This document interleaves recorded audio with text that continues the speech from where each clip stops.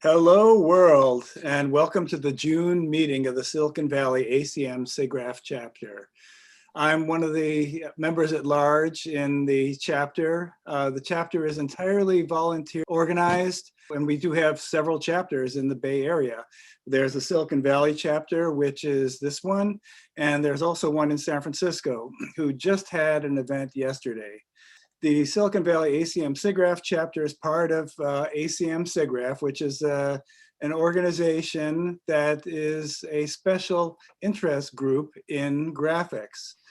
That's what the SIGGRAPH stands for. ACM SIGGRAPH is also part of ACM, which is the Association for Computing Machinery, which is involved with programming languages and data mining and all sorts of other things that have to do with computers. There are chapters throughout the entire world, in Singapore, in London, even Los Angeles. Most of them are in the United States, I guess, but still, there's probably people watching from other countries. One of the biggest events for people who are in computer graphics is the annual SIGGRAPH conference. And that's being held virtually this year on August 9th through 13th.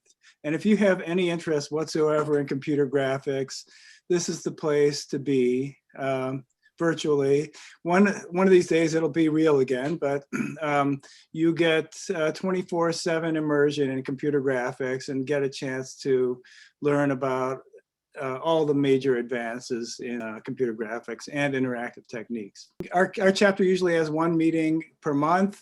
But we do take a break in July and August, partially because the SIGGRAPH conference is there and partially because people aren't here. They're on vacation, and maybe people will be doing that. So our next event is happening in September, and I know that we're scheduled to have Alvy Ray Smith talk, and I believe it's scheduled for September. He's come out with a new book, The Biography of the Pixel. So please look out for the announcement for that.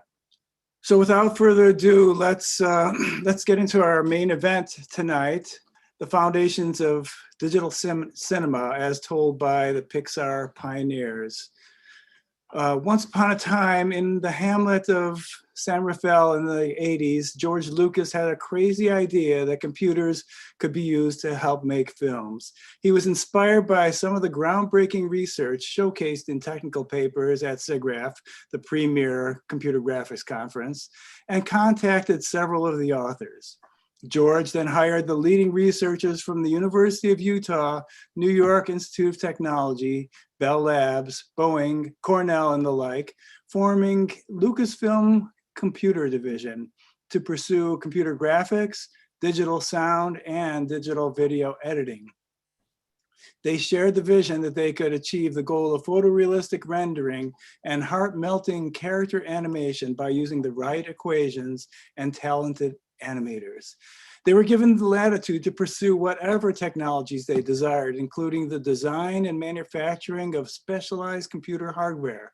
Filmmaking is not just a matter of aiming the camera in the right direction. Every frame is composed of sometimes dozens of layers or elements that are composited together to give the right mood to tell the story. They designed an image computer designed primarily to perform this compositing, to accelerate the four-component RGB alpha computations that they made so prevalent in computer graphics. And they called it the Pixar. The computer division contributed to their first film with the Genesis effect in Star Trek II, The Wrath of Khan, utilizing a fractally generated planet evolution, compositing many layers.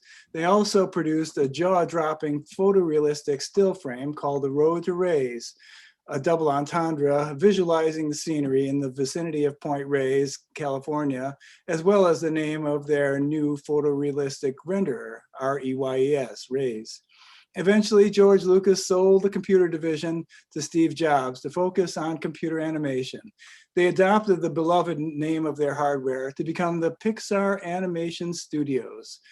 Using the technology developed by the Lucasfilm Computer Division, as well as expert storytelling and techniques to create the illusion of life, they were able to make us feel for a desktop lamp and feel both positive and negative emotions experienced while raising a newborn. Tonight, we have three of those pioneers who have devoted nearly their entire careers to Pixar: Tom Duff, Loren Carpenter, and Rob Cook. It's my great pleasure to introduce for our first speaker, Tom Duff, whose name, along with another Tom, Porter, has become synonymous with digital compositing. Tom Duff came to Pixar from the New York Institute of Technology and Bell Labs, and not only laid the foundations of digital compositing, but also developed, along with Bill Reeves and John Lasseter, the user-friendly animation system used to produce the nuanced movements of the characters at Pixar. Tom has a wide array of interests, including not only computer graphics, animation, and mathematics, but also operating systems, polymer physics, wireless networking, computer security, and music. It is no wonder that Tom's coworkers have learned so much from Tom in their many collaborative projects and chats with him. He has received 12 patents and 2 Academy Awards for contributions to motion picture science and technology. Tom retired in 2021 in January this year and is tinkering with electronics and experimental music. So please welcome Tom Duff. Hey, let me get my screen share going. This I'll do, and share, and now start the talk, and here we go. Thanks, Ken, and good evening, everyone. Thanks for coming out to listen to us tell some old stories. I'm gonna talk. I'm actually gonna read my presentation because I can't talk off the cuff at all. I'm going to talk about digital image compositing and how 40 odd years ago, me and a bunch of friends worked out the fundamentals, starting off at the New York Institute of Technology's Computer Graphics Lab and moving on to the Lucasfilm Computer Division. I'll mostly be covering stuff that we never thought of publishing at the time. So this is the inside scoop on what was going on. So much of the initial work done to understand and implement digital compositing was done by these 4 guys. Now, from right to left, not left to right, that's Ed Catmull, Tom Porter, Albie Ray Smith, and me on the left. In 1996, the 4 of us were delighted to receive the plaque the Academy Scientific and Technical Award for our early compositing work. So here are pictures of the same 4 suspects taken around the time that work was being done. There's a couple of things about these pictures. First of all, the picture of me in the lower right was taken at the NYIT Graphics Lab in 1979. That guy you see in the background is experimental film and video maker Ed Emshwiller, who was later the dean of the School of Film and Video at Cal Arts. The pictures of Ed, Alvy, and Tom Porter were all taken in the early 80s at Lucasfilm, in front of various configurations of our one workstation. At that time, we could only afford 1 color raster display.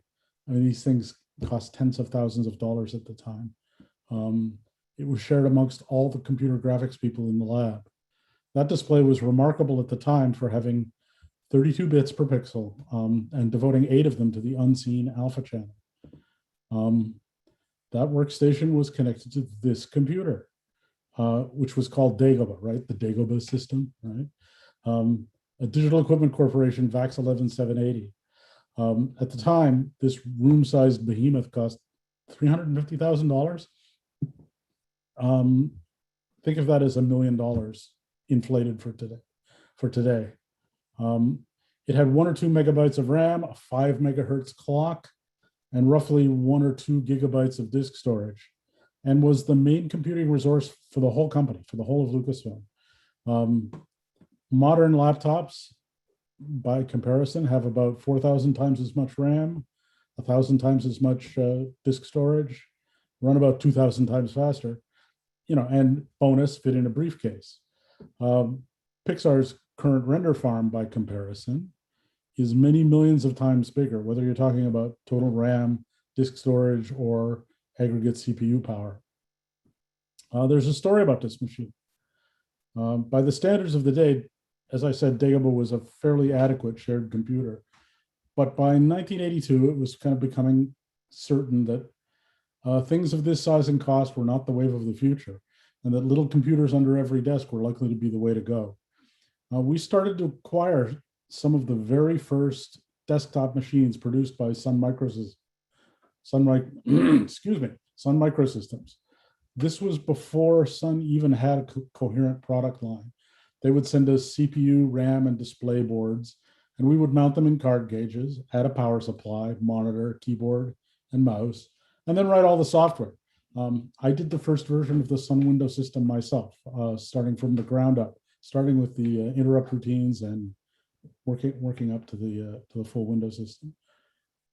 These first machines had no disk storage and had to be booted over a serial line connected to the VAX, right here. John Siemens and I put together the first of these machines in my office, wired it up to a VAX serial port, and plugged in the power, and nothing happened. And then people all over the building started yelling down the hall, "Hey, is Dagobah down?" Yeah, it turns out that John and I had miswired the power supply, applying 110 volts to the Sun's backplane, and from there to the serial card, and down the serial line into the computer room, through the VAX's serial interface, onto its peripheral bus, which promptly melted, saving the rest of the machine. But it was down for a week for repairs. And somehow, John and I were not fired. Anyway, but I'm getting ahead of myself. Back at the NYIT graphics lab in the late 1970s, we did all our computing on even smaller machines, PDP-11s running Unix. The PDP-11 was a mini computer with 64K bytes of addressable RAM. Programs couldn't be very big, and you couldn't store even a 512 by 512 image in RAM. So we had 6 512 by 512 8-bit frame buffer peripherals made by Evans and Sutherland. They cost about $60,000 each. So that's like $360,000 worth of frame buffer. And 6 of them filled 9 6-foot-high equipment racks. 3 of them could be ganged together to store a full-color image. At the time, NYIT was the only place in the world that had more than one 8-bit frame buffer that big. If you wanted to make full-color pictures on a computer, you had to be at NYIT.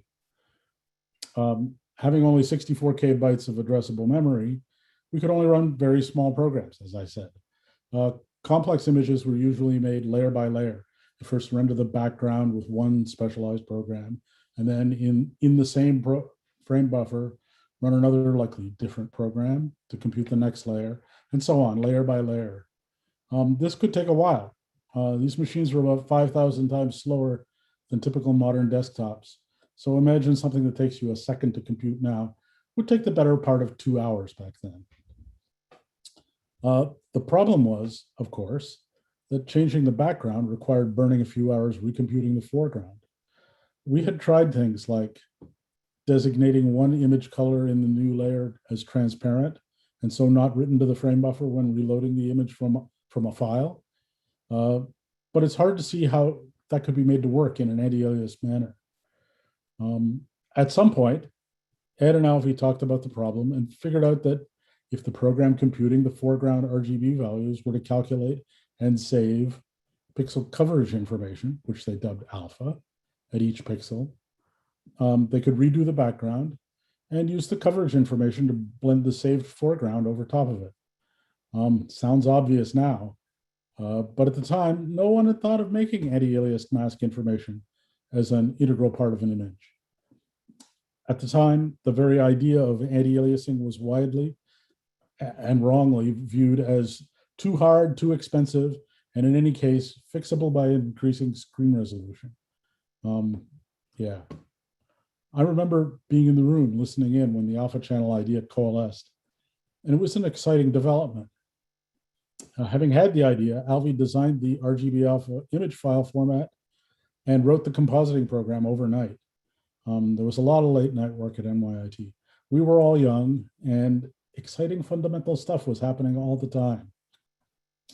The image on this slide is, as far as I know, the oldest surviving 3D rendered image to be computed with an alpha channel. It was a test for Ed's first renderer that supported motion blur. Unfortunately, none of the surviving versions of this image actually contain the alpha channel. So it's a, it's a fossil. Now, NYIT, in addition to the computer graphics lab, operated a traditional animation studio. They labored for years on a production called Tubby the Tuba, which was based on a popular children's story that was on a phonograph record in the 1950s. In early 1979, they showed the movie off a little screening room in Midtown Manhattan, and Ed, Alvy, and I all attended that screening.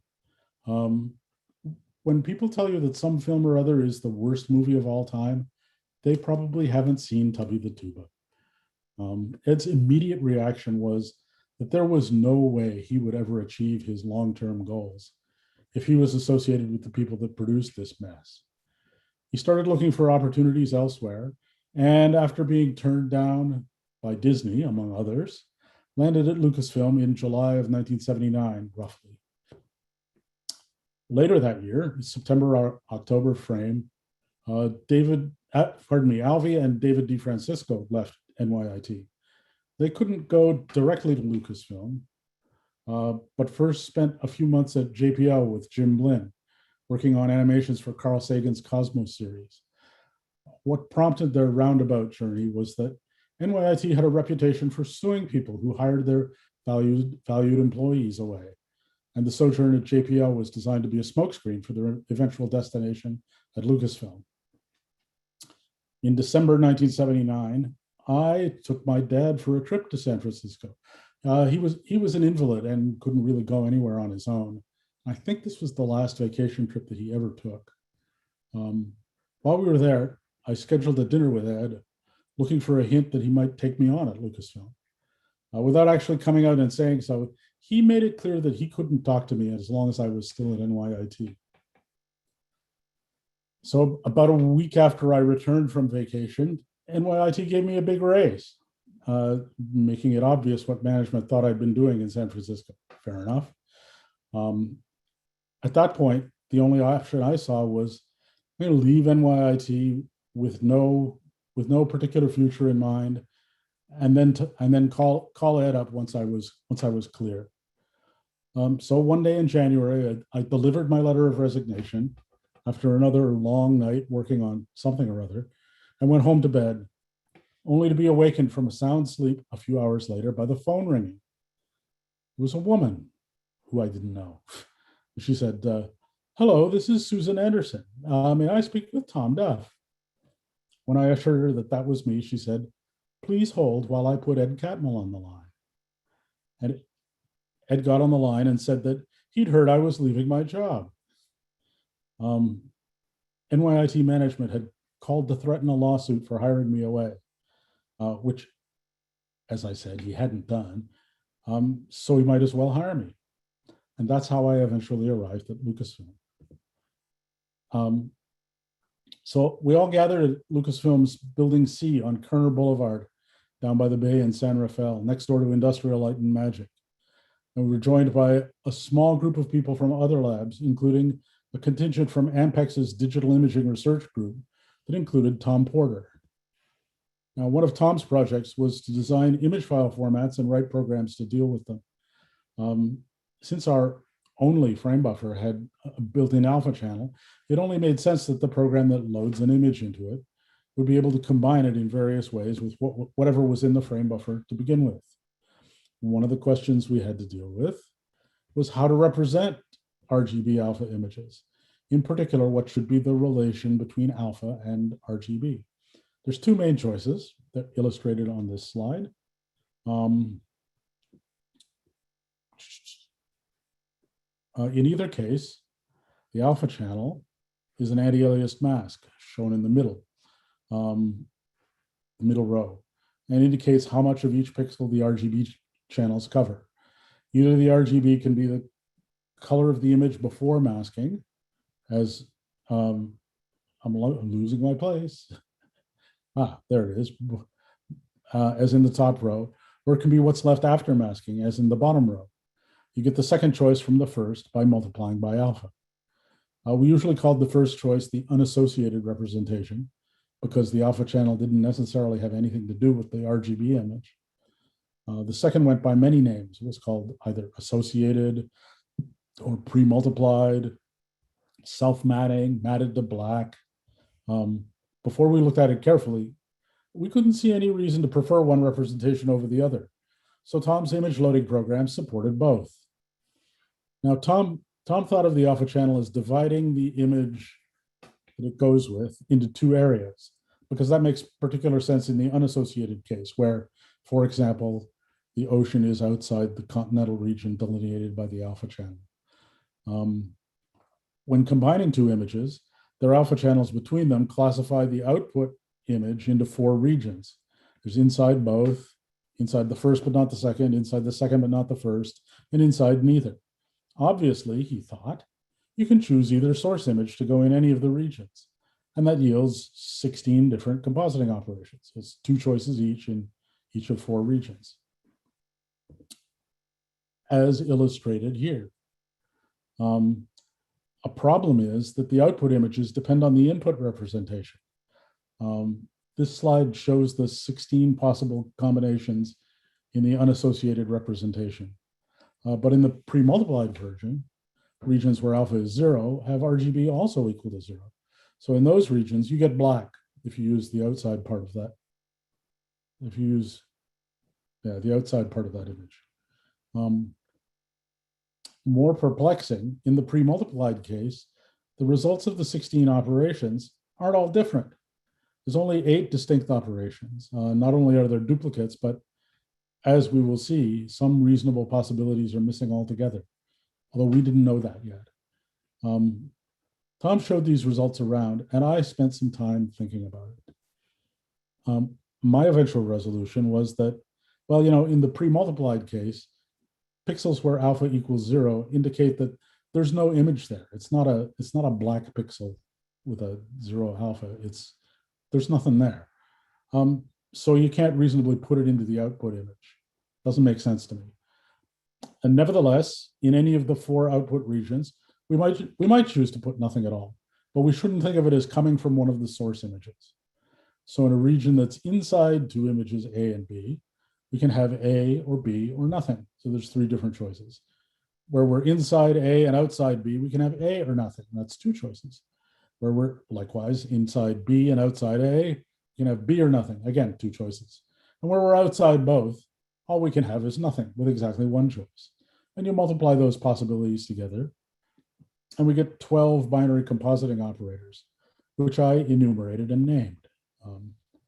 For example, A over B chooses A in both regions that are inside A, and B in the region that's outside A but inside B. There's a little more work to do to deal with pixels with alpha neither 0 nor 1. I'm not going to go into the details, but the principle still holds. This diagram here from the paper Tom Porter and I wrote about it lists the names I gave the operators and indicates what's going on inside each pixel and how to compute the contents of the combined pixels. The most important operator is obviously over. I mean, sticking something on top of something else is the main thing you want to do. But the other operators have their uses, as our famous paper explains. And here are the results of the 12 operators on our test images. From my way of thinking, the most important feature of pre-multiplied alpha is that alpha is computed just like all the other color channels. So compositing arithmetic is the same for the alpha channel as it is for RGB. It's easy to see that this must be the case. Imagine an all-white image with an arbitrary alpha channel. After pre-multiplication, the RGB channels will be identical to the alpha channel. So this same thing should be true in the combined output. So whatever arithmetic you do on the alpha channel has to be the same as what's done on the RGB channels. Another feature is that the results of compositing pre-multiplied images, the results that compositing pre-multiplied images gives you just seem better to me.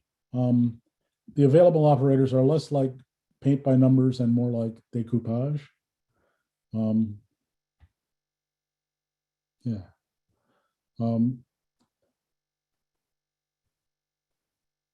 As well, the pre-multiplied representation allows you to specify completely transparent objects that nevertheless have color, like glowing flame, by setting alpha equals 0, but with non-zero RGB.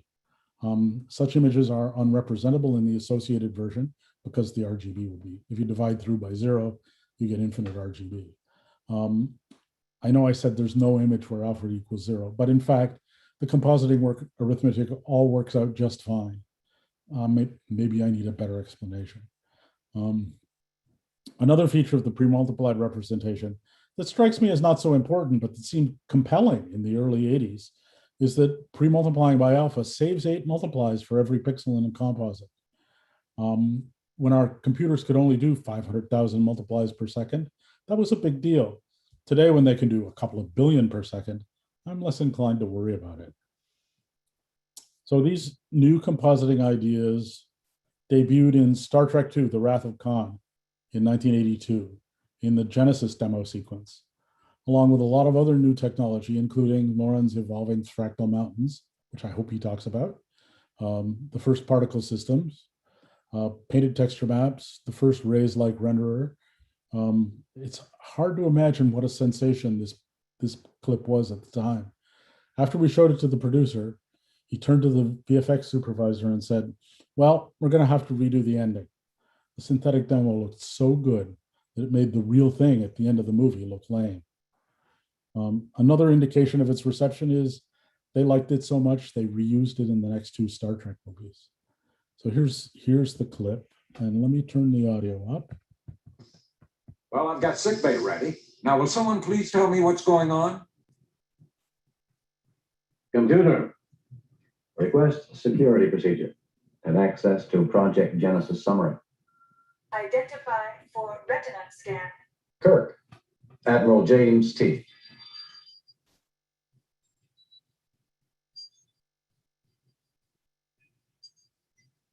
Security scan approved.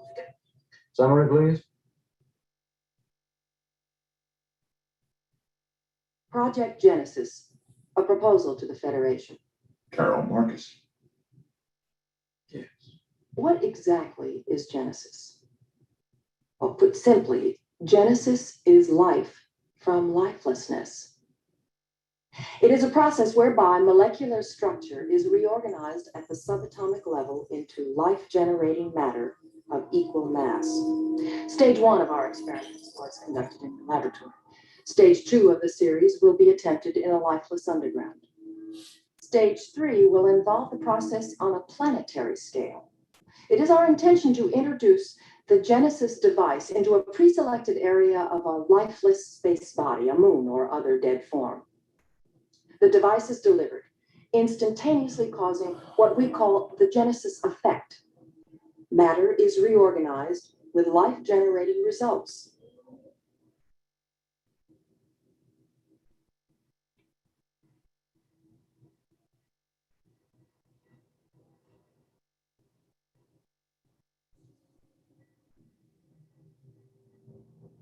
Instead of a dead moon, a living, breathing planet capable of sustaining whatever life forms we see fit to deposit on it. Fascinating.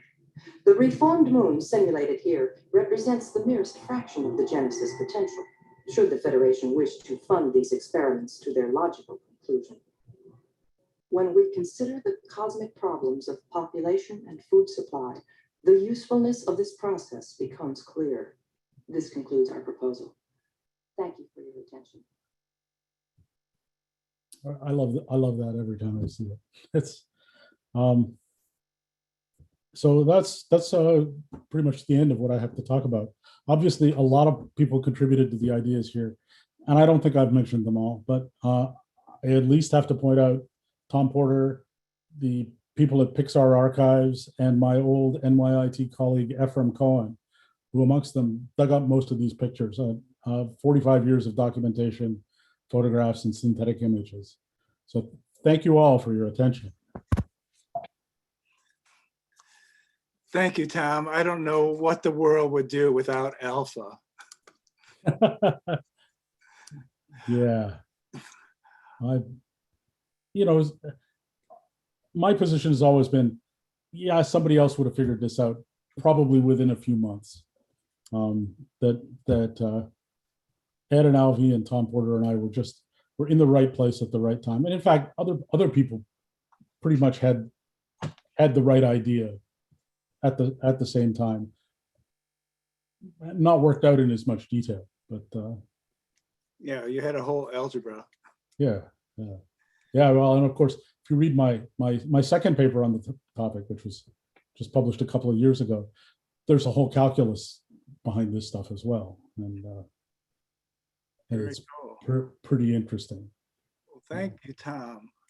Our next speaker is Loren Carpenter, who entered the graphics world through Boeing while working on his master's in computer science at the University of Washington.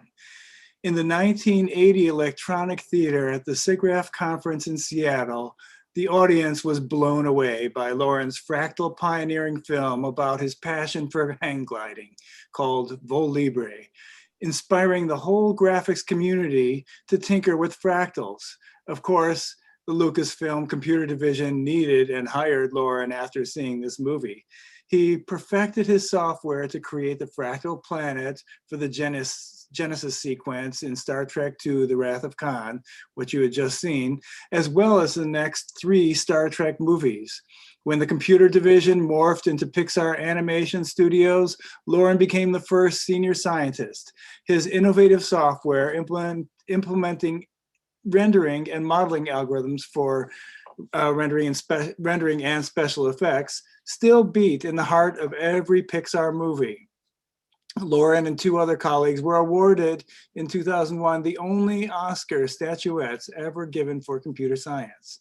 Loren also received the 3rd ACM SIGGRAPH Achievement Award. And he's an ACM Fellow and a member of the Motion Picture Academy and the American Institute of Physics. Together with his wife, Rachel, they have pioneered new concepts and interactivity and computer art through their company, Cinematrix.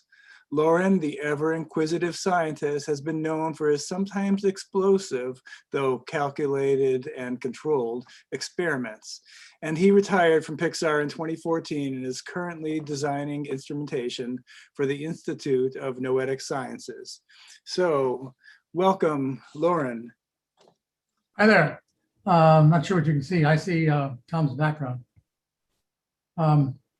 Anyway, thank you, Tom, for showing the Genesis effect. There's a couple of comments I'd like to make while we're warming up. The producer, the director wanted to make sure that looked like a simulation and not like bad special effects. And so they insisted on us over focusing the monitor, which shot off a monitor, by the way, so that you'd see the scan lines. We didn't want to do it, but they wanted it. The frames were shot with a 35mm camera pointed at the screen. And we used the, I think it was Tom maybe, rigged up the Control G signal on the keyboard so that when you'd send a Control G to the keyboard, it would go beep. And that was enough to trigger the solenoid to trip the frame to take the next picture. So every beep, there was another frame.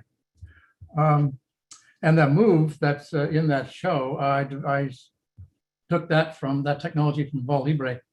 That is what I would calling at the time a time spline. You have knots along the spline of where you want the camera to be and which way it's looking. And then at each one of those knots, you have the time you want to be there. Well, then if you run a spline through the times and invert that, you can step along the time in frame numbers. And so each successive frame will give you the parameter between the knots, and you end up with an incredibly classy, smooth move like that. So anyway, back to my story. Tom did a wonderful story about how he got to Lucasfilm.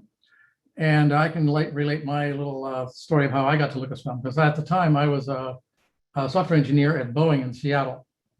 And I published a couple of papers on curved surfaces, how to render curved surfaces with a fellow named Jeff Lane. And we did quite well. In fact, we had the only robust algorithm for rendering patches. Jim Blennon was also in competition with us, but he was using a different method and it was not as robust. So I could do that. And then the fractal thing came along. Well, working for Boeing, there's every Boeing picture, publicity picture, has an airplane flying over the most ragged looking, horrible mountains they can find. North Cascades, a good example, so that you're safe in our planes because we can fly over dangerous territory. Well, I didn't have anything to put behind my airplane pictures. I was making pictures of preliminary airplanes with this patch so far. And so walking along the street at the University District, I ran into the bookstore, and there was Bendel and Mandelbrot's book, Fractals, Form, Chance, and Dimension. So I took it home and I said, hey, there's mountains in there. Maybe I can use that. Read it cover to cover, footnotes, references, everything. Nowhere in there did it say how he made the mountains. But he did have this method for doing inverse Fourier transforms, which is commonly used today for synthetic spectra.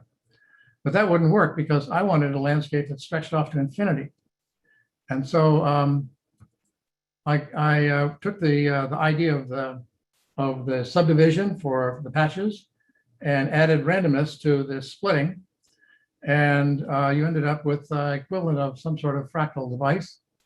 And if anybody can see that, this is one of the first few pictures that came out of the computer. Now, up to this point, everything anybody had seen was maybe a few hundred polygons.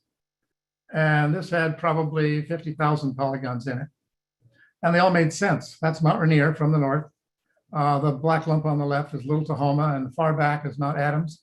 And the far right back is Mount St. Helens before it blew up.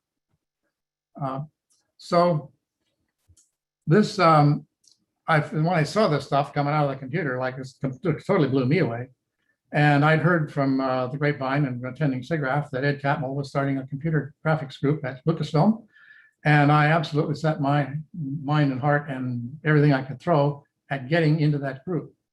I sent him a resume, but he wouldn't have heard of me if I hadn't. But in any case, so SIGGRAPH 80 was coming up and it was going to be in Seattle. So what I did was I got this picture on the cover of the proceedings, actually a smooth version of it. They said nobody would believe it. It was computer generated. So I made a smoother version of it. It was on the proceedings cover.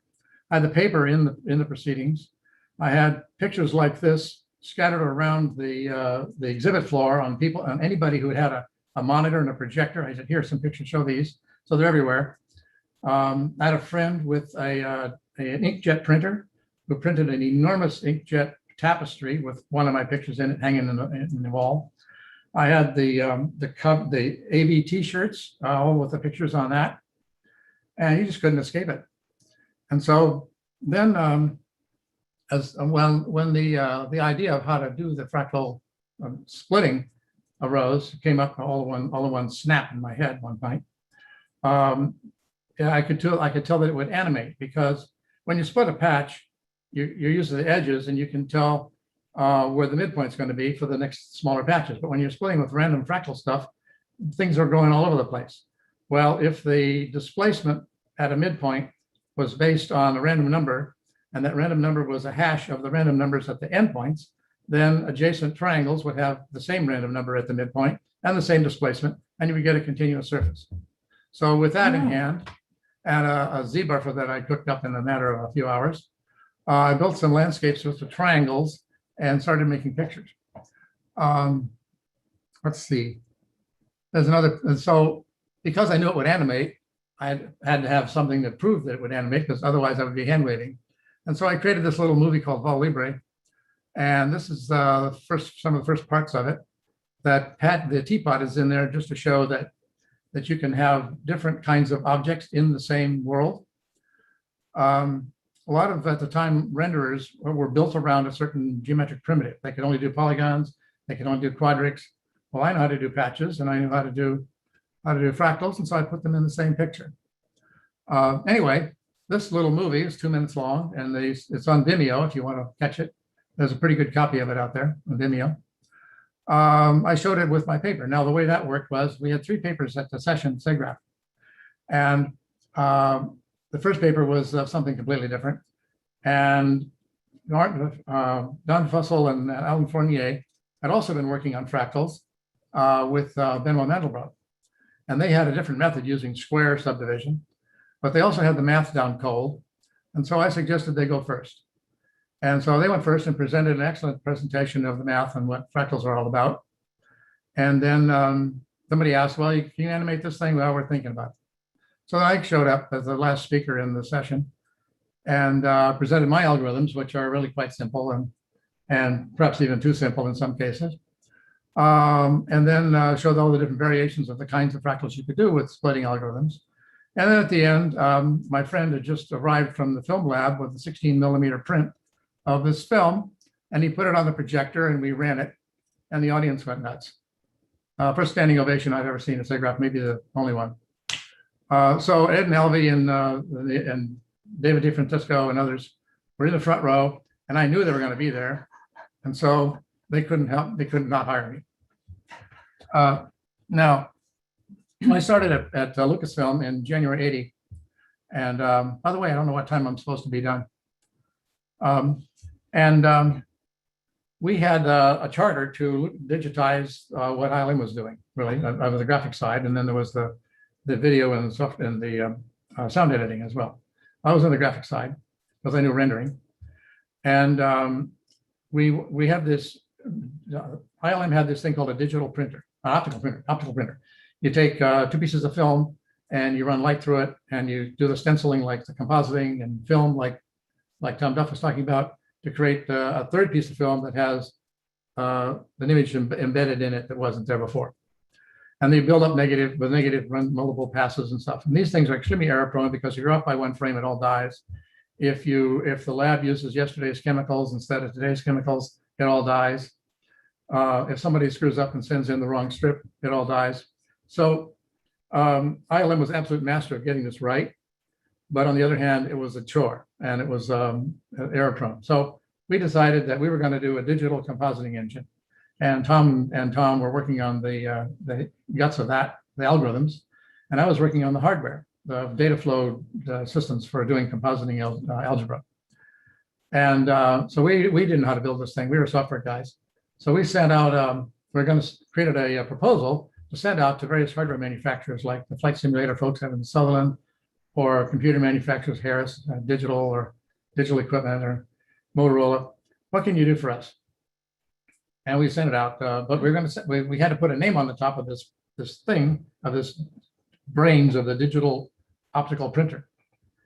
And so Elvie and I and Jim Glenn and Rodney Stock were sitting at dinner one night, kicking the names around, and a lot of them were really silly and stupid.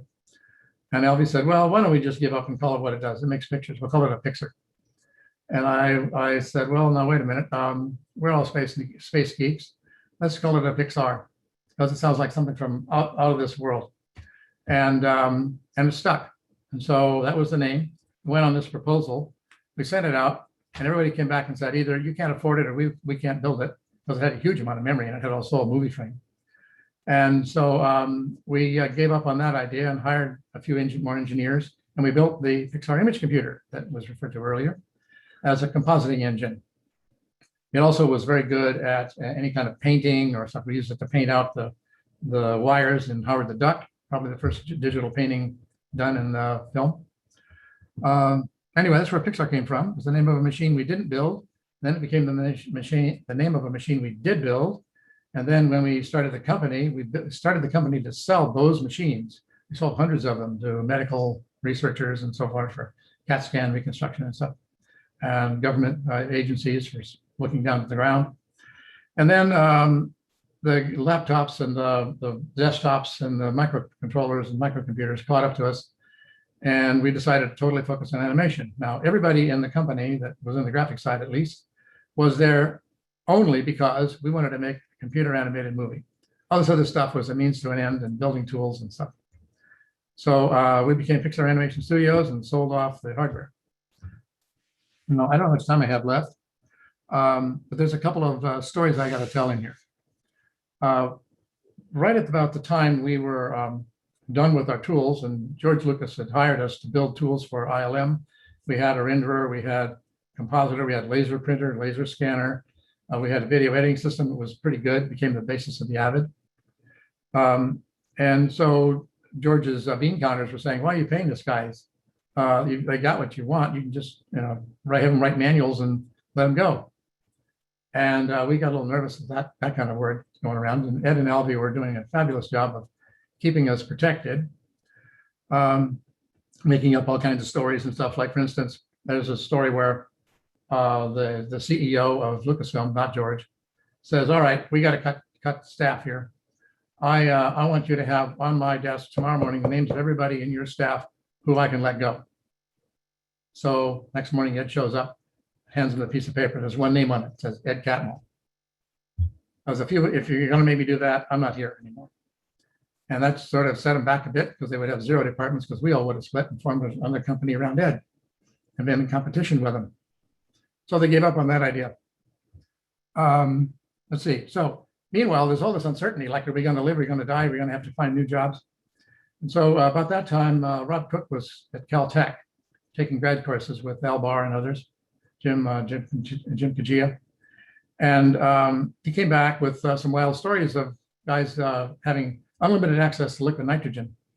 And they would put a bunch of it in a soda bottle, one of those PET soda bottles, plastic cap, chuck it in a fountain and run, stand behind something, and they go boom.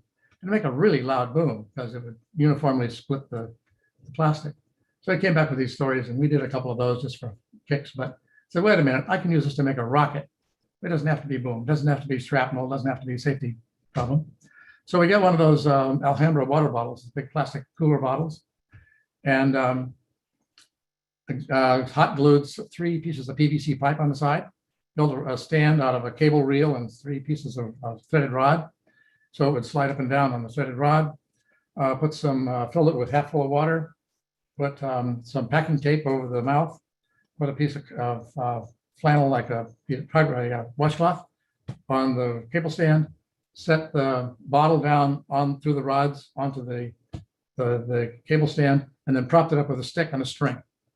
And then at the bottom, underneath this thing with looming over it, is a little soda bottle, a little shampoo bottle I could get in a hotel with an X-Acto blade taped to the top, sticking up.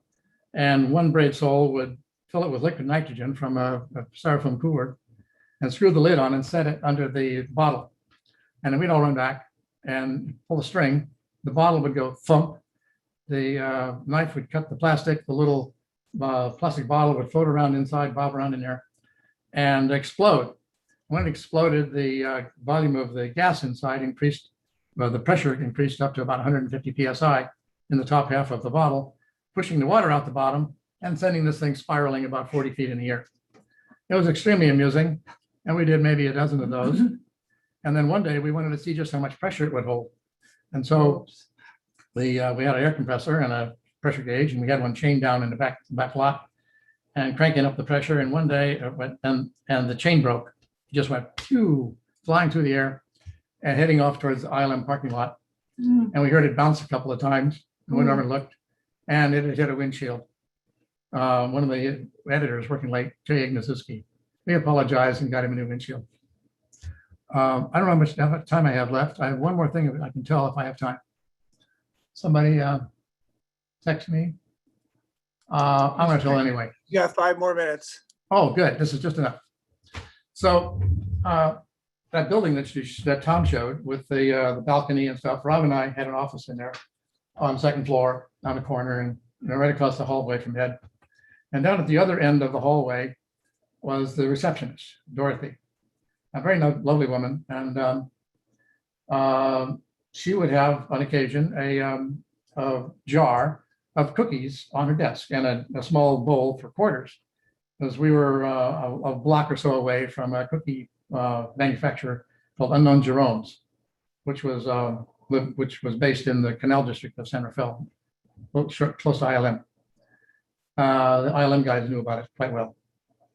So every once in a while, somebody would go over, usually Dorothy, in the morning, go over while people were coming to work and get a jar of cookies or a bag of cookies. They sold them in paper bags, about a couple of dozen at a time, and bring them back and put them in the jar and clear out the quarters, and people would have cookies all day.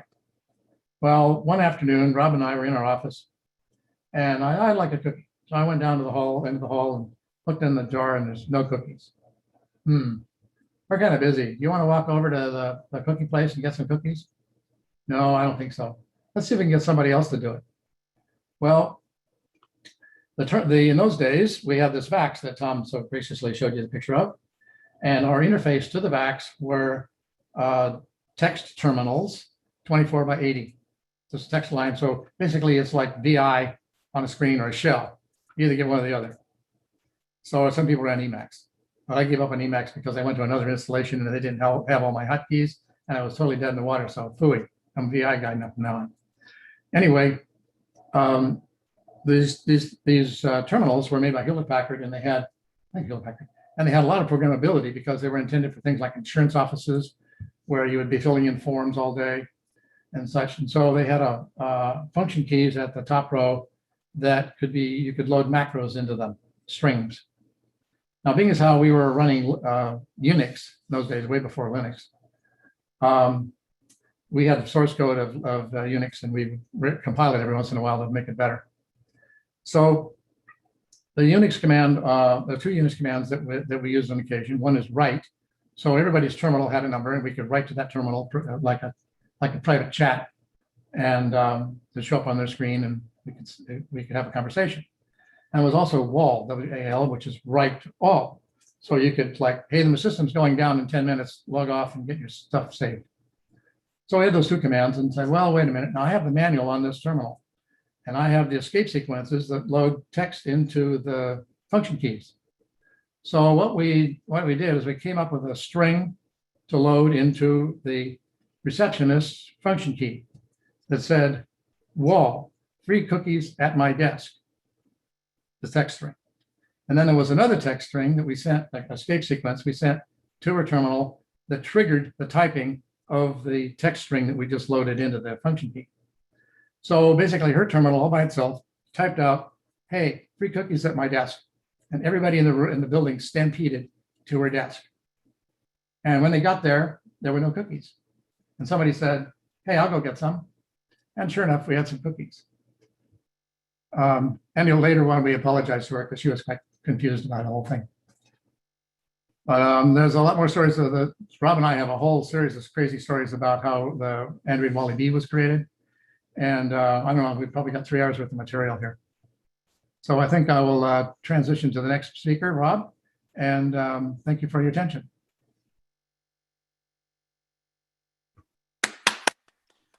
Thank you. Thanks, Loren.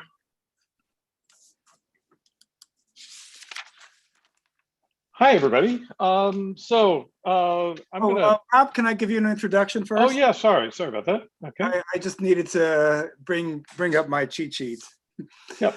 Rob Cook is our third speaker, one of the primary developers of photorealistic rendering algorithms at Pixar. He and Loren were the original creators of Pixar's RenderMin software, which has continued to evolve over the next 40 years.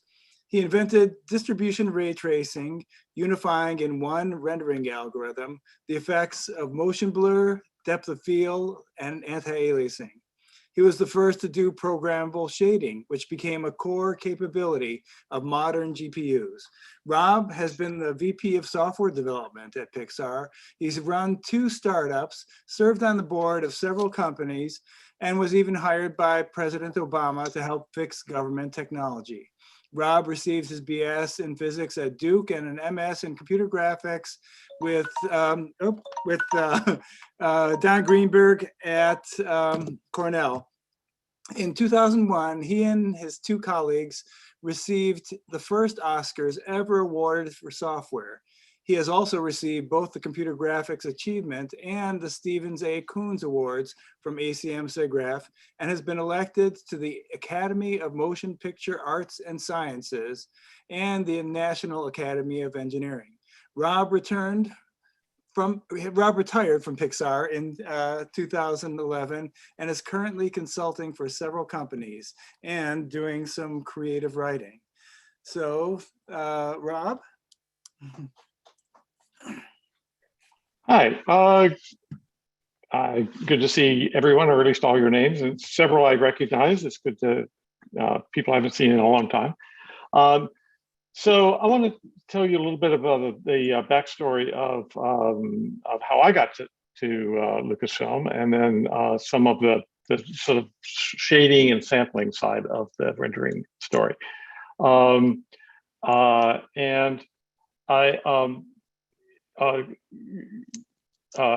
so I had when I came from Cornell, and I had done this paper with Ken Torrance on BRDS.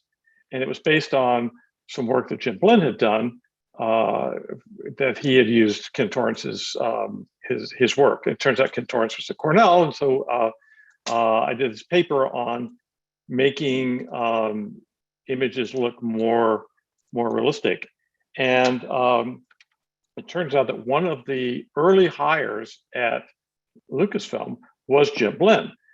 He had come from JPL, and he spent a few months there and decided that he was really he really preferred working at JPL to having his own show there.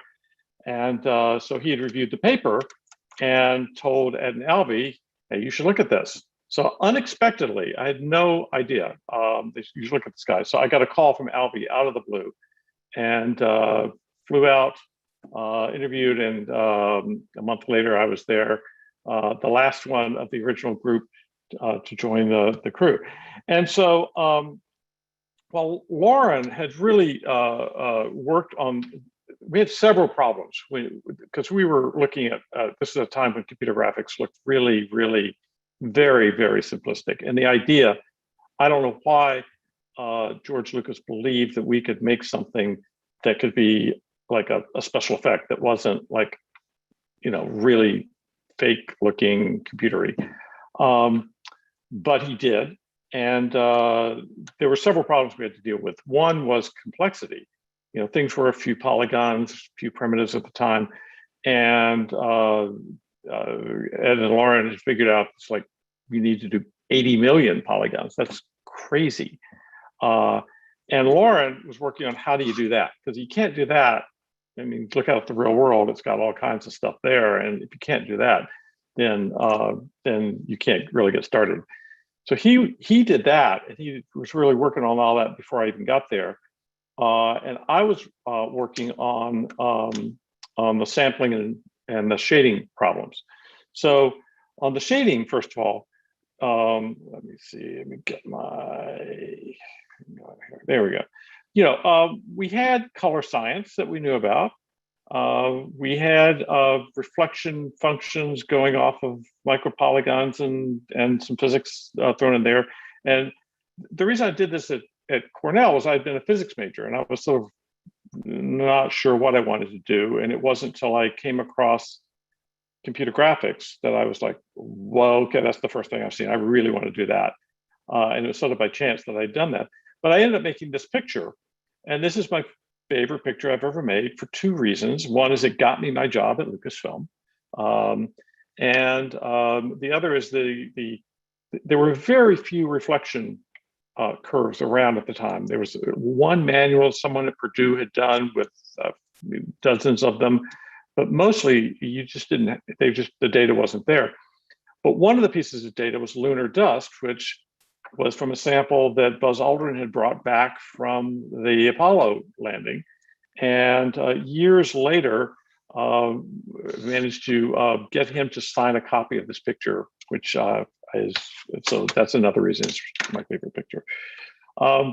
So when I got to Lucasfilm, I was there with Loren. And let me just say, like, Loren and I had a blast. We had 2 years sharing an office, working on impossible problems, and just it was great. And you know, everyone else there was great too, but we were kind of the rendering crew and really focused on that. And it was just the best collegial relationship that I've ever had.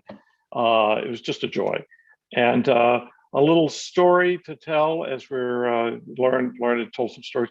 Our office was above Ben Burtt's office.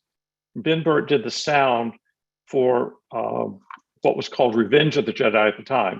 They were making that movie when we were there, later called Return of the Jedi, because I guess Jedis don't, revenge is kind of beneath Jedis, I think. So he was recording James Earl Jones's voice and turning it into Darth Vader's voice. So we kept hearing Darth Vader's voice booming up from underneath us. And it was all very secretive. They wouldn't tell us anything about the movie other than, like, even people working on the movie only knew their scenes. And so we started writing down everything we heard and trying to see if we could back figure to what some of the plots were. And the most intriguing line was this one where Darth Vader says, well, if you will not turn to the dark side, then perhaps she will. And we were like, what? Who is she? What is it? And we never did figure it out. But it was a lot of fun to have that going on. And this is the middle of a movie studio, so they're like Ewoks and mountain lions and all kinds of crazy things walking around all the time. Explosions going on. It's just, we were, the computer group, but the other part of the building was shooting effects, traditional effects. Anyway, so we had color science, and we had this BRDF. We had textures, and people had applied them. Originally Ed Catmull had gotten them, applied them for color. Jim Glenn applied them to shininess, bump map, other people to bump maps, to shadows, to all kinds of things. But there was something missing, and I went around and basically just collected a lot of real world objects. The technical term I think is junk, and just had a pile of junk on my desk, looking at all this stuff and saying, if we want to make pictures of this and have it be realistic, what's missing? And so I looked at this. There was a piece of wood that I had that was the sort of breakthrough for me. For one reason, the grain, I realized the grain was actually kind of a different material. It was all these material properties that went together that was different from the part that wasn't grain. So it had a different, not just a different color, but a different shininess, all sorts of things. And then there were scratches and scruffs and scrapes and stains and dirt and paint and then there's all the need for artistic control. And so how do you handle something with that much complexity? And you need that much flexibility. And it was like, well, oh, duh, you need a language. And so that's what led to programmable shading. And this is this little picture of I called it B box because we had a program called BBOX, which was would calculate the bounding box of something. And this was my B box. And it had some ivory and brass and copper and wood. And so that was one of the first things. And then I wanted to do a picture that would sort of test this. And so I started off, I made a few things. This is kind of embarrassing, but this is, some asphalt and dirt and wood and stuff. And then I think Albie suggested, add some fractals, and we've got fractals, and Albie had his plants. And anyway, eventually everybody got involved, and we called it our one frame movie because this had it had the particle systems for the graphs, and Albie's systems for the forsythia, and Loren's fractals, and so everybody contributed to this. And this was submitted to the cover of the 1983 SIGGRAPH, but it was not selected. It was the runner-up to something that was on the cover. So anyway, that's the short version of the shading story. Sampling, everybody thought that point sampling inherently aliased because we knew the Nyquist limit, and we said, you cannot represent frequencies greater than a Nyquist limit of your sampling grid. And so it's just known that there was inherent aliasing and no way to get rid of it. And Rodney Stock had this crazy idea that, well, what about if you added randomness to everything? And so you add randomness. And when I first did that, the images looked really, really noisy. The aliasing was gone, but there was noise. And realized that yes, that energy gets misrepresented. The energy in the high frequencies gets misrepresented when you sample, but it doesn't have to show up as aliasing. It can show up as noise. And I worked on this pattern and finally found that, like, if you kept the samples a little further apart, you didn't let them clump up, that it looked a lot better. And there was something to this, but I couldn't figure out what it was. And I spent a week probably in the Berkeley Library just trying to find anything about that would give me a clue as to why this is working. I knew how I'd figured out just by working on it how it worked, but I couldn't know why. And then Alvy came across this picture, which is a photograph of the locations of the rod cells in the eye of a rhesus macaque. And so you have the same pattern. And it turns out there's this thing called blue noise, which is keeping the samples from clumping. And that was the key to this. Later, I found that this was a example of something called a Monte Carlo technique. A Monte Carlo method was originally developed by physicists in the late 40s. And John von Neumann had, he was working on an ENIAC and turning it into the first von Neumann architecture machine. And he wrote, and this is a diagram of the blackboard of him diagramming the Monte Carlo algorithm that he wrote for studying how neutrons diffuse through fissile material. So very different application, but this was the first algorithm run on a von Neumann architecture machine in the ENIAC. So anyway,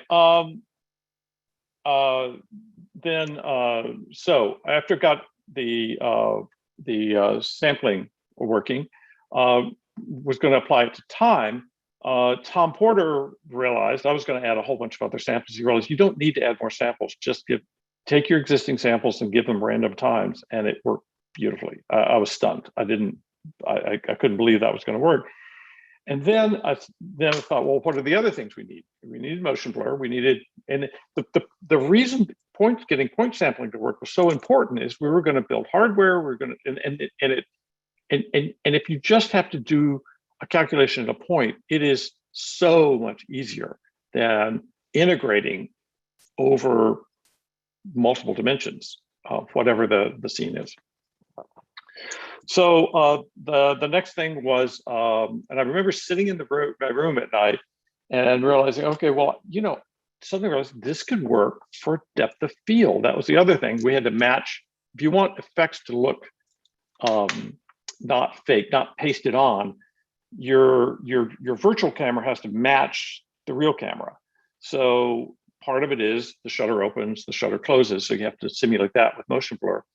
And another thing is real cameras have lenses. And so you have to simulate that. And that you could just start from random, take each sample, give it a random location, give it a random time, give it a random spot on the lens, and then realize, and you could trace a random array from there to a random spot on the light, which will give you penumbras, to a random reflection direction, which will do global illumination or global reflectance and things, and translucency too. And just boom, in an instant, all those problems we realized this algorithm would solve all of those.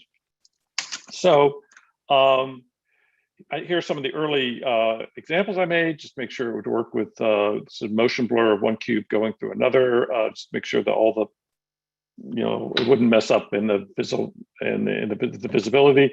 This is an early depth of field test of the center wooden ball in focus. This is a paper clip on a plane with a penumbra shadow and a blurry reflection. And then, so I was doing these, and then Tom Porter, just took it to a whole nother level with this picture of 1984, which has all of this. And he took the code that I had and spliced it into a ray tracer that Tom Duff had written, and got John Lasseter to help with the art. There's a reflection of a pool hall scene and all, and made this picture, which totally blew everyone away. Certainly blew me away. So with all this, I then spent, it was about 5 months in 1983, taking everything that Loren and I had worked on and pulling it together into a program. And that's the program that then, Loren had written an early version that had the complexity part of it, but not the sampling and the shading part of it. Just had all of it. And that's been a continuous lineage. The Render today traces its roots back to Loren's A buffer program and to the NITS code that I wrote in '83. We then gave this to John Lasseter. Albie wanted just to make a little short film, and he had this idea.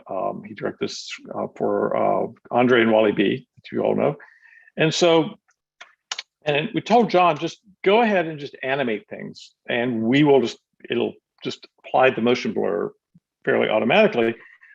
What I didn't realize, I don't think anybody appreciated, was just how extreme the motions were that an animator will come up with. And it's because they exaggerate things. It's part of why we love animation, is because they exaggerate things. And so here's a picture, one of the first ones, and it's like, this looks really weird, but then when you just look at a still, but then when you play it at speed, it looks great. Here's another one of my favorite sequence of three sequential frames. This is Andre pointing over to distract Walle B, and he's taking off. And then in the next scene, there's Walle B chasing after him. And again, as stills, these look ridiculous, but they work when they're all put together. Another story later that in 1984. 1984 was the year that we made Andre and Walle B. And because we were working on a 1 megaflop machine shared with 20 people, we just didn't have the resources to really make this film. And we got a deal with Cray computers had the fastest computer in the world. Was the Cray 2. It was just not even released yet. It was they had one in Minneapolis where they were testing it, and Loren and I mostly lived in Minneapolis for 6 months, while Tom and Bill Reeves and John Lasseter were all in San Rafael making the animation. You know, they had this whole other thing going on with like building the animation system and animating the movie. And they would send us frames, and we were trying to get this thing working on the Cray, but the Cray had like this brand new C compiler that we didn't even have the source to, just had the assembly language to, and it had all kinds of bugs in it. And so Loren was doing the yeoman's job of trying to we could patch our code around the C compiler's bugs, and then sometimes we couldn't. So he would have to go in and try to find the bug in assembler language and code around it, and he did, and it was just astounding that he did. And then there were little things like the Cray had this thing they inherited from control data, where they used 2 0 bytes to indicate into file, but in textures, that's pretty common, and so had to deal with that. At the end, we finally got all those things going, and we're down to the wire to get this thing submitted to the SIGGRAPH Film Show. And the Cray had 4 processors, and I think it's 8 megawords of memory, so it wasn't a whole lot. And we need to run 1 frame on each of the 4 processors. And they had a multitasking system, so we could have just loaded them up, except that it would run it for like a few microseconds or milliseconds and then swap it out. But the swapping out of that process took like 2 or 3 seconds. So we couldn't let it swap out.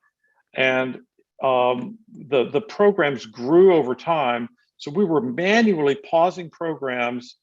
And so when 1 frame finished, then we would quick fire up the next one then there would be 4 that would fit in memory.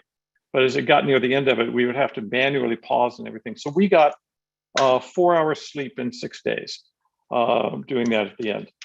So and then at the very end, we were going to make it. We had the last thing we were timing. We had like 6 or 7 hours to go, 4 or 5 hours worth of frames to make.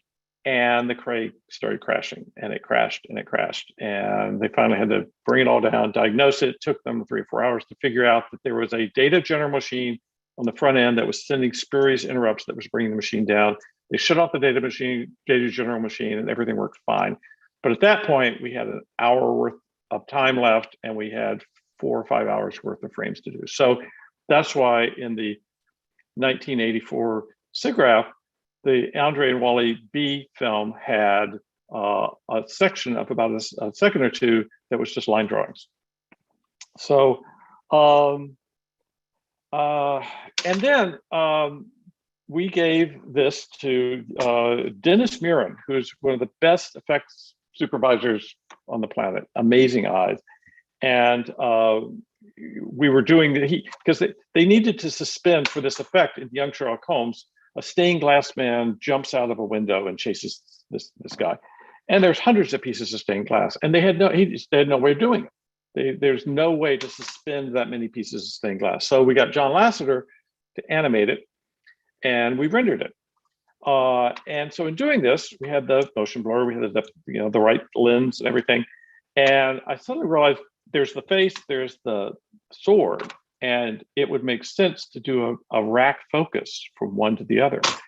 And Dennis Murin kind of had to reluctantly admit that actually did make sense. Fine, go try it. And so I went off and I tried it, and I was all excited. And it came back to dailies, and Dennis Murin, watching the dailies was unbelievable. He had such an eye. He would say, because it's all traditional effects, and you say, okay, great. Change this filter on this light and other things, and then it would come back the next day and it would be fantastic. And before that, it had looked really fake. So we showed him this, and for the first time, he was silent.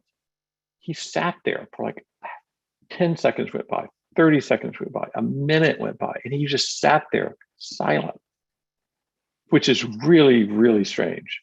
And then he finally said, that's interesting, because that's the way a camera lens ought to work, but it's not how a camera lens does work. And I said, what do you mean?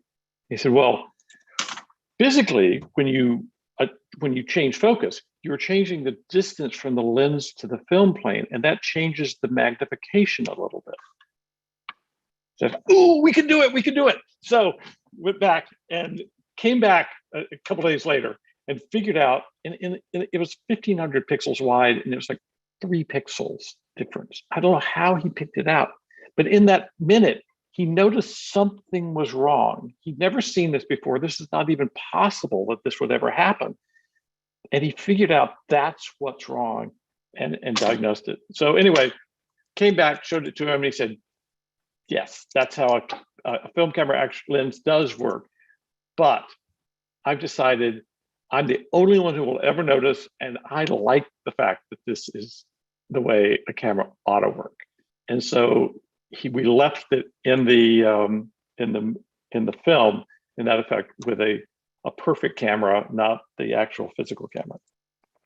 So that was the first time the Render Man had been what became Render Man, renamed Render Man in '88, but the same code going back all the way to when we started. This is the first time it was used for special effects. And with that, I will stop my sharing and turn it back to Ken. Thank you, Rob. That's a wonder. I never knew any half those stories. It's great to hear all these. Hopefully you guys are available for some questions or things, maybe 10 or 15 minutes or so. So if you have any questions, just type it into the chat window and we'll ask. In the meantime, maybe Loren and Tom can join in and tell some stories. You can tell some stories together. Let me add one. Show one thing. I forgot one slide, which is the Christmas slide from that year. So this is the Christmas card, the holiday card. that we had, which has Andre and Walle and the stained glass mat. So that's just sort of fun.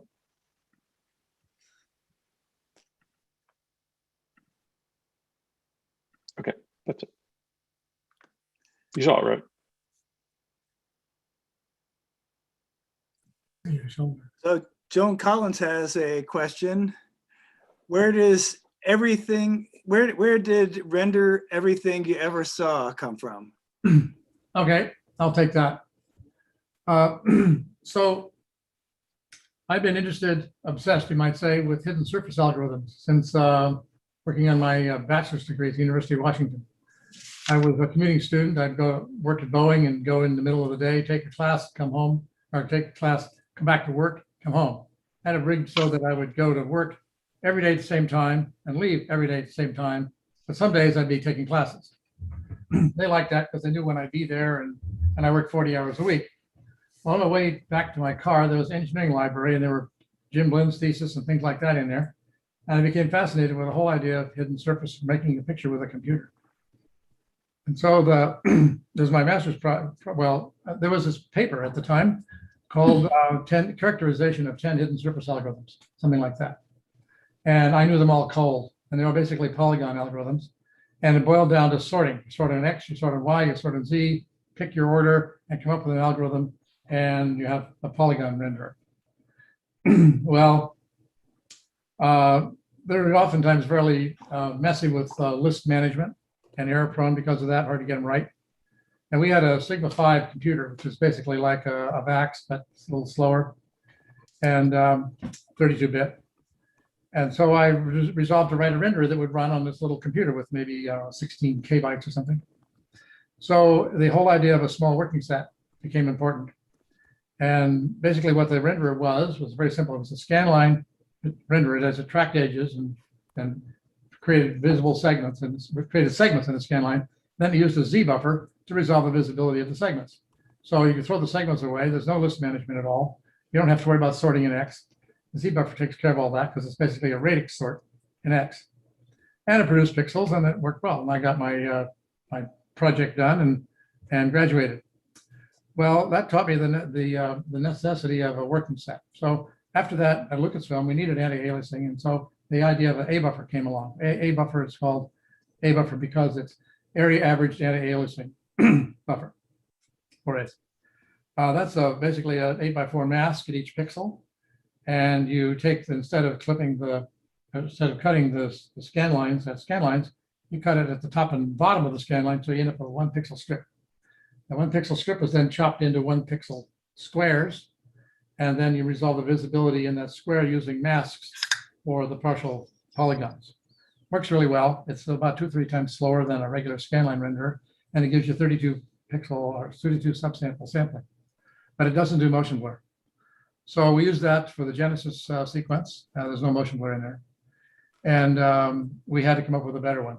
So the idea there of a working set, a small working set, was important too, because you throw things away as soon as you don't need them anymore. So I was obsessing on this problem of how do we render 80 million polygons in 2 minutes with a piece of dedicated hardware. Because flight simulators rendered video game type images, video res images in a 30th of a 60th of a second.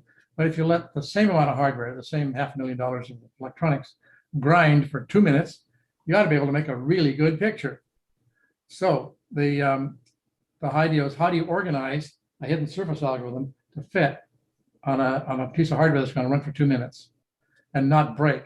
Because it's hardware, you got a limit. You got a hard limit on all kinds of things. And so whatever it is you feed it can't overflow. It's got to always fit.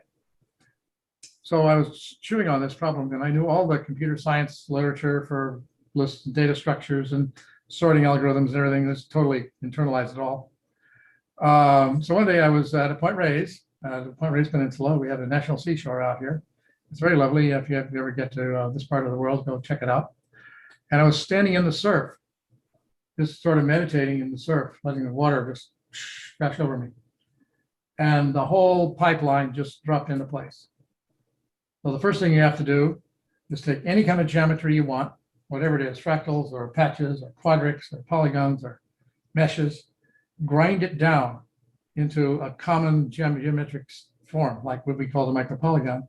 So then you can build a hidden, you can shade them, because if you take a patch, you can turn it into a mesh of these things, and you do vectorized shading. You can pipeline the shading as you set up the thing once and pipeline a whole bunch of stuff. So it's a one cycle per shade. And then the visibility thing for these things, you don't have to do edge tracking and divides. You do simple point and polygon tests, which is a simple cross product, a few multiplies, and check the sign bit. And so you end up with sample hits and use a Z buffer or a smart Z buffer for transparency.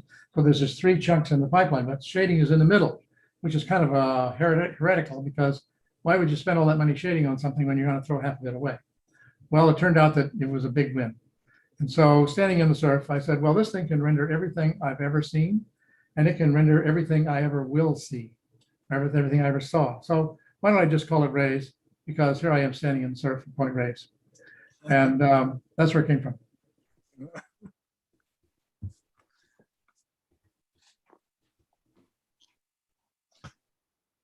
That's great. I guess there were some questions about who's favorite editor, and I guess Tom likes Sam, and Rob is a VI guy. There was also a question about the NYIT. Tom, if you could talk about the equipment you had at NYIT. I think you said you were the only place that had 4 frame buffers. Was that state of the art at that time? We had 6 Evans and Sutherland frame buffers. It was the first 6 that they made. They were, just a second. These things cost about $60,000 a piece. They were made out of 4 kilobit dynamic RAM chips. So how many chips is that to make 500? It's thousands of chips to make a 512 by 512 frame buffer. There was a microprogrammed controller that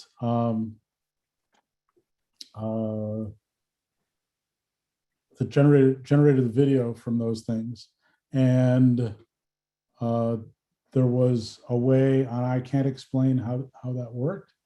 There was a way of syncing 3 of those things up. I think they could interrupt each other. I'm not sure. So you can take 3 of these $60,000 things, synchronize the video from all of them, and generate full color 512 by 512 images. There was nothing else like it at the time.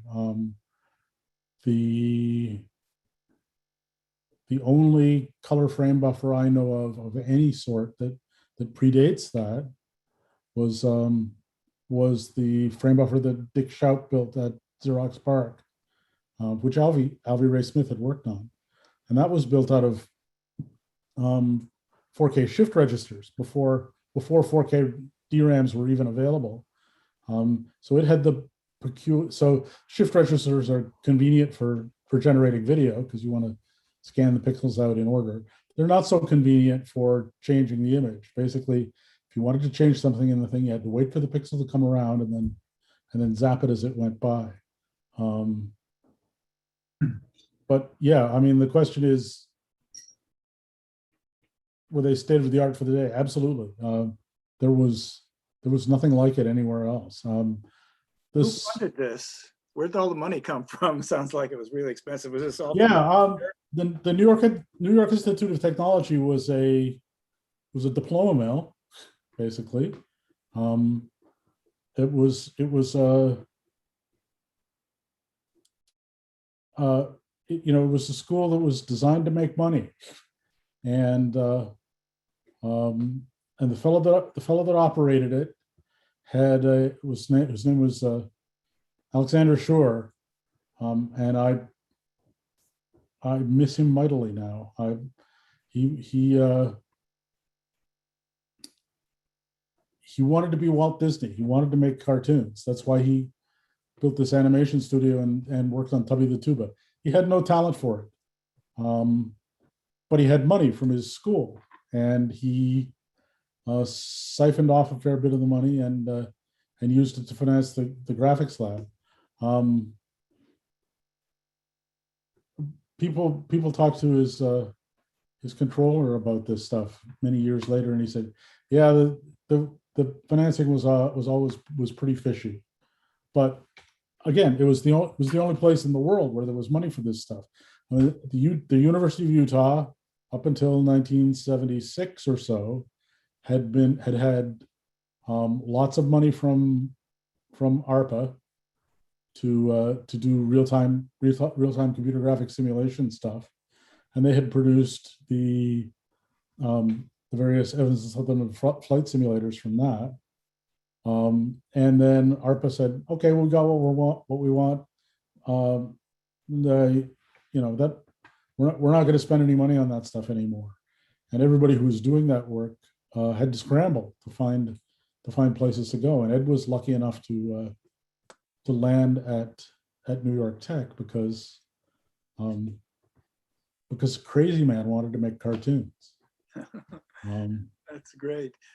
There's a question from Ricky Camfault about whether or not anybody is being asked to do some consulting on RenderMan, or do they leave you alone and take care of RenderMan themselves? RenderMan has come so far since we were there. Loren and I did the initial thing, but it's there have been dozens or more of really, really brilliant people working on it and taking it to new places and doing all kinds of things to it. And they are fully capable, more than we at this point, of carrying on. So no, we've not been involved with that. No, me neither. Yeah, there's a whole department at Pixar that's just devoted to working on the renderer. It's about a dozen people. I worked in that department for 10 years. So the first 10 years that I was at Pixar, I worked on. They let me work on that stuff. It's not clear that I did anything useful, but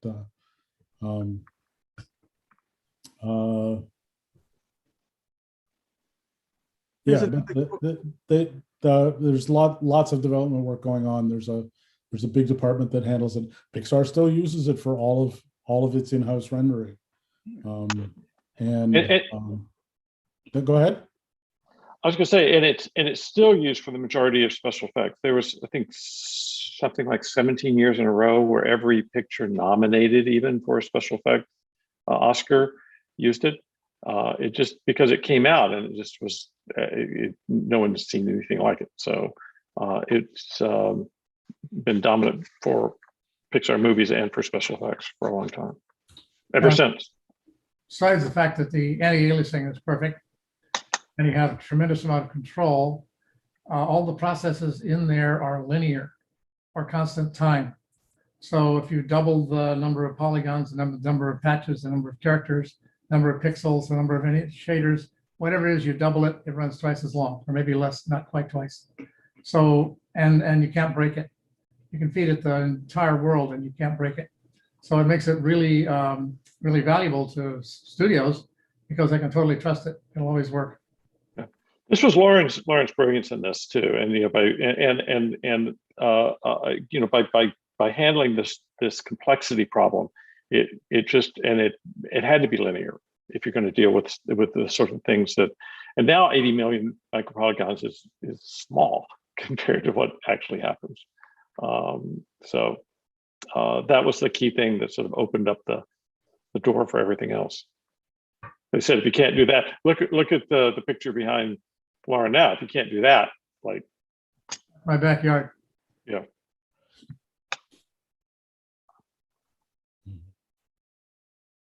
One of the other questions is, what are your thoughts on the real-time virtual technologies like Unreal Engine?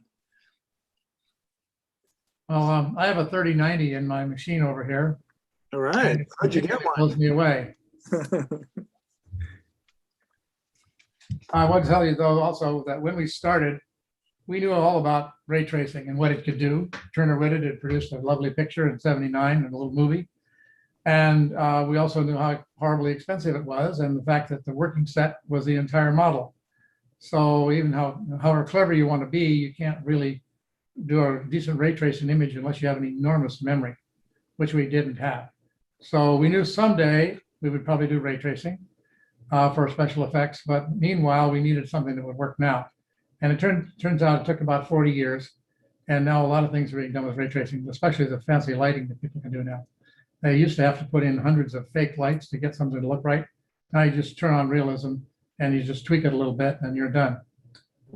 And someone who deserves a mention here is Pat Hanrahan, who took the shading language that I had and the interface that Bill and Tom and Loren and I had worked out between these, and made them into a standard that not only would let it be used as a product that could interface with Alias and Wavefront and everybody, but also did it in a way so that it was able to handle things like ray tracing and everything else that came along later. It was just really elegantly designed. Initially, we used ray tracing for certain reflections because it was still pretty expensive. And then gradually it became the primary mechanism for lighting. I worked on trying to optimize the system for that. And it turned out that also that 95% of the time was spent tracing rays. So there was nothing I could do inside the renderer other than optimize the ray tracing, which turned, was done with SIMD, the Intel code. And it still was the dominant time sink. An interesting comparison, Loren, you were talking about this the other day. It's not just the CPU speeds today compared to the facts that 20 of us shared, but the GPU speeds today. Yeah. I forgot the factor you came up with, what it is. A couple of dozen teraflops in the other room here. Compared to like half a megaflop. Yeah. It's like crazy. Do you know whether Pixar is using GPUs for rendering now? I know, and I can't say. Okay. Would make sense. Well, at least for previewing, it would be good. Yeah, or you could, well, yeah. This is basically a coprocessor, so you can code it for the coprocessor, send it all the shading code, who knows. I can speak to years ago when we wanted to use it, but the problem was you can send things down to the GPU, but to get them back to do more processing was really slow, and so it just didn't make sense unless you could send it down and then finish it there. And there were things at the time where you couldn't do that, but they've gotten much better in lots of ways since then. So. What do you think about using machine learning for rendering?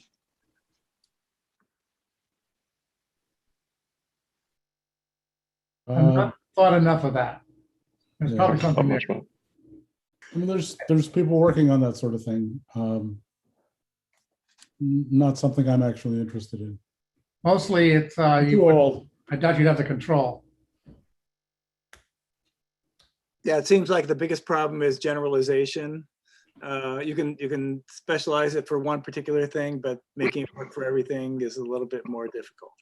I have a forlorn hope that quantum computers could do rendering. Basically, it's a sorting problem, and it only has to be as good as your eye. And so, why not?